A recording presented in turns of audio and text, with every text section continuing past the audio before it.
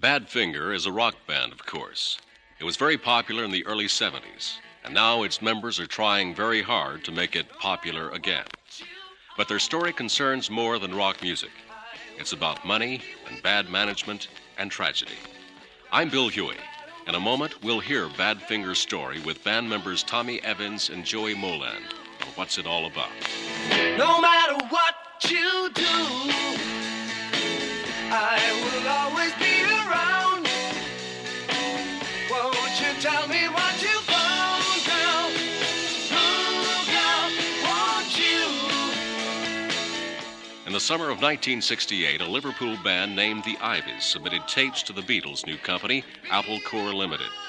Perhaps because the young men reminded the Beatles of themselves a few years earlier, they were signed. The group worked on its material, changed its name to Badfinger, and was handed a McCartney tune, Come and Get It. They could hardly miss, and they didn't. If you want it, here it is. Come and get it. Make your mind up fast.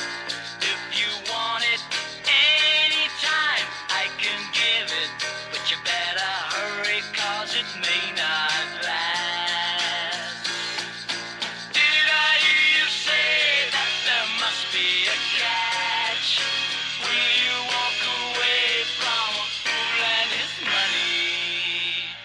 Apple in those days was a nut house. As quickly as the Beatles made money, a pack of hangers-on squandered it on ill-advised schemes. It was funny watching them rip the building down, build it again, rip it down, build it again. They just spent money, man. Let's pull the building down this week. We build a new studio. Okay, right on, man. And they just rip it all out the next week and build a new studio, you know. Perhaps symbolically, the building that housed Apple is nothing more than a shell today. It's in a nice row of Georgian houses in Savile Row, and it's literally covered with graffiti, and the inside of it is just a shell, you know. Yeah, it's an empty shell now, the front, the facade, you know. There ain't no roof that the Beatles played on anymore, you know. Badfinger had little trouble getting hits in the early 70s. That was just after the Beatles fell apart, and the fans were still hungry for the Beatles sound. We used to go in the studio and the producer would have his idea of what Badfinger should sound like. We should sound like, just like the Beatles. With people coming up to you and saying, God, you guys don't have to sound like the Beatles, you know. But after 6 years of that, you know, you start going, I can't live if living is without you. I can't live. I can't give anymore. I can't live if living is without you. I can't live. I can't give anymore. As the Beatles dispersed and Apple collapsed, Badfinger signed with another record company. But the band's music seemed to drift, and bad management took its toll. And then, a few days after he quit the group, guitarist Pete Ham committed suicide. Badfinger quickly collapsed.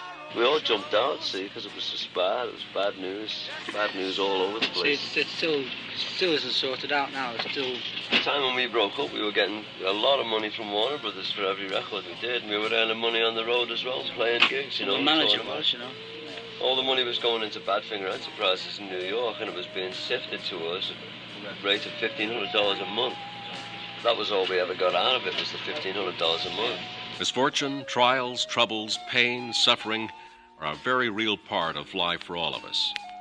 It's how we deal with them that makes the difference. A stumbling block, as they say, can become a stepping stone.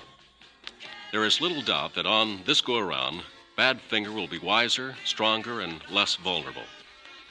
God had one son on earth without sin, but never one without suffering.